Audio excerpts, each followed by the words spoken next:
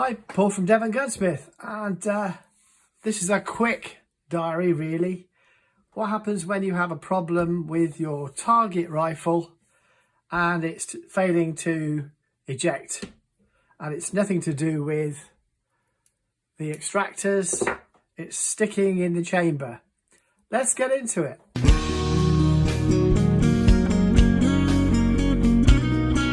If you enjoy the content, don't forget, like, subscribe and click the notification bell. So this is sort of tips and tricks really, not so much a diary. This is sort of how to solve a problem that does often occur. Now, the ramp on here is a single loading ramp. Won't allow me to put my reamer. In this case it's a 2-2 rimfire. The shoulders on my reamer won't allow it to go in, and also I need to put extension bars on and stuff, and it fouls up and it won't go in. That would be the obvious way to clean up a chamber. Now, bearing in mind it could be burred on the edges, so you don't know what's happened, something's happened. It's scratching the brass, so that you can see that, there's little marks there. And when it extracts it pops off the extractor pin hooks and gets stuck. It has to be pushed out with a cleaning rod, blah blah blah. On the range, all big no-nos. You haven't got a fettling space on a lot of ranges, not a good news. You have the range officer all over you. You can't do that. You've got a brass stuck. It's a nightmare. It's happened to me as well, by the way. So the quick and easy way, I've actually done this one. This is a sort of retrospective. Is you make up a little dowel like so, and you put a little slot in it like so to create a jag. You're able then to probe there with impunity, as is shown there. I actually took the barrel off the stock to do the job, but I'm only demonstrating for now. And there's two ways you can do this.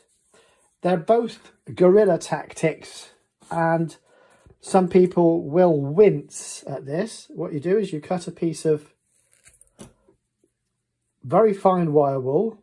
This is my 5-0 wire wool, and you simply pop it in the little slot that you've made in the dowel that you've sanded down, and you roll it round like that. Then you offer that in. Now, I'm not going to do it on this one because I've just taken 30 minutes thoroughly cleaning that. But if you look, it's really simple. You pop it in and you turn it. You keep turning it and you keep turning it, and then you check it. Quite often you'll see fouling. Quite often. Pop it in a bit more, clean it, blow it out. Check the brass, do it a bit more. Check the brass. This is what takes the time really. And you just polish out that chamber a little bit with some very fine wire wool. The wire wool will disintegrate. You have to obviously wash it all out of the barrels and clean the barrels thoroughly afterwards. But this is the technique that I've employed with some success over the years to get this to eject cleanly, to the point where I can actually extract it. Sorry, my hand's in the way. You can slide it in now. Now I can show you with using my fingernail that I can extract it quite easily. But to prove it beyond all doubt, just use the bolt. Okay, right, so I'm going to catch this now. There you go. Just slides out nicely. Now, sometimes you put a new bullet in. I've tested it with a live round, and I don't recommend you do that. I'm a gunsmith, so I have to do these sort of things. You put a live round in, push it in with your finger, and you find that it jams at the end because it's like a tight headspace. Obviously, you can then extract it using the standard method, but with it being live, I don't recommend you doing it anywhere other than a backstop or somewhere safe. But really don't recommend doing that unless you're actually on a range where you can actually fire it off.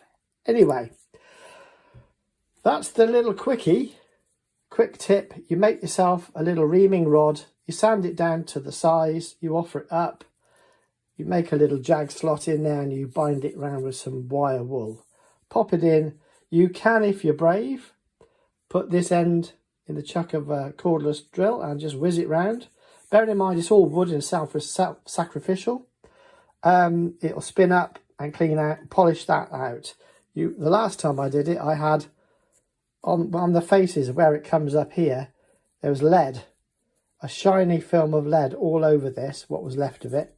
When I cleaned it all out, flushed it out and give it a good clean, then this slid out easily. So that's a quick tips and tricks. It's not really a diary. Probably entitle it tips and tricks, won't I? Let's be honest.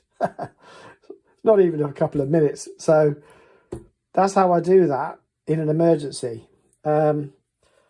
Customer's happy, and I'll show him this so he knows. It's just a matter of getting a good chamber brush to clean out the chamber. What happens is the brushes that are suited for the barrel on the 5.5, which is 2.2, won't suit the chamber. So you've got to be a bit more careful with the chamber. And because it's an awkward position, it's an easily forgot and missed thing.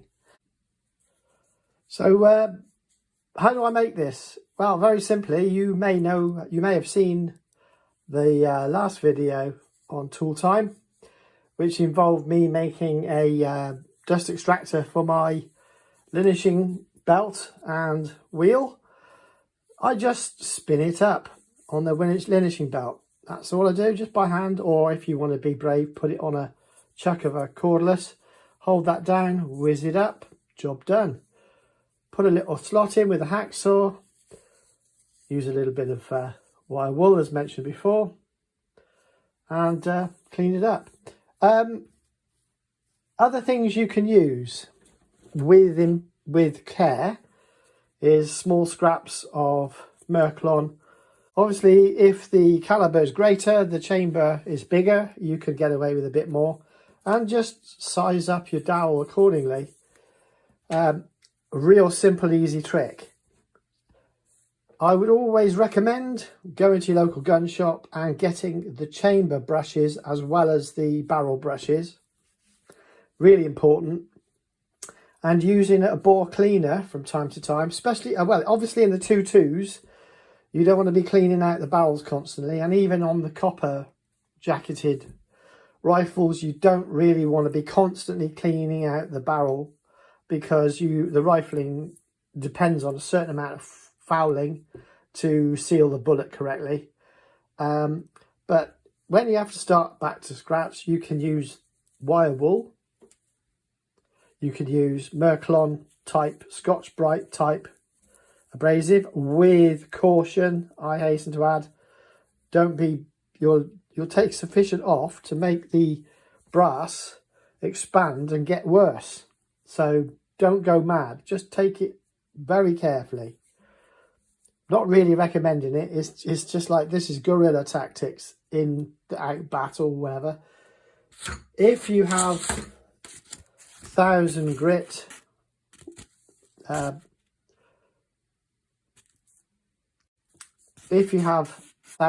wet and dry paper, you can very judiciously use a little bit of that. We're not looking at lots of honing and reaming and goodness knows what, but these are get you out of jail free cards. Obviously, if you've got a gunsmith, go to your gunsmith.